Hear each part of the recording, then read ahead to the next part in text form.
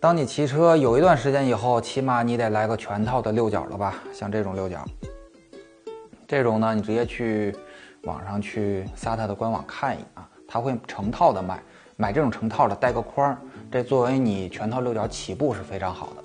如果你这种单根的丢了啊，实际上非常容易丢，你就需要去它的官网查这个编号，然后去单独的一根一根的买，非常便宜，1-2块钱一根，大点的3-5块钱。查的时候呢，你会发现这种六角分长短，分球头和直头。我推荐大家不要买太长的，太长的六角你拧的时候它形变量比较大，尤其是这种直径比较小的2毫米、3毫米的，不要买太长的。然后买的时候最好呢买一个一边带球头的，长头这边带球头，你可以斜着拧螺丝，比较好操作。短的是直头的。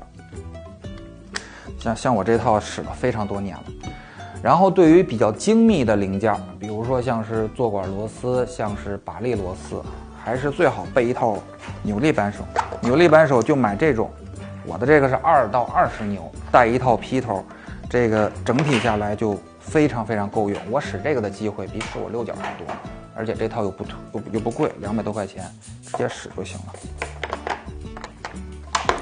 如果你对于自己在家维修的叫什么逼格要求比较高，可以再来一套小的带劈头，然后带这种经轮的六角扳手。像这种的话就比较贵了啊，500多块钱，带套扭力，4-5-6牛，搭配咱们大盒的六角，大盒的扭力扳手，使起来的话，基本上对于你家里任何的维修都够用了。除此之外，如果你使的是管胎，像很多的轮组是管胎的嘛，自己在家备套管胎啊，备套管胎胶。管胎胶别买太贵的啊，像有那种41条轮的那个，我觉得就有点贵了。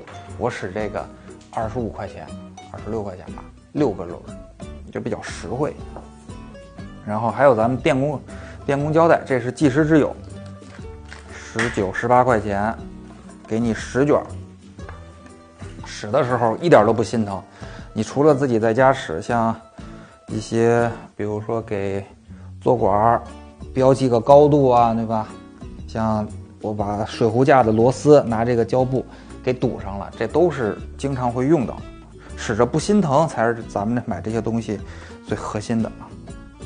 然后你在家自己修车什么的，手脏了怎么办呢？就需要这3个东西了。这是竹炭抹布，17块8，20张，相当于不到1块钱一张，搭配这个手套，20块钱给你10副。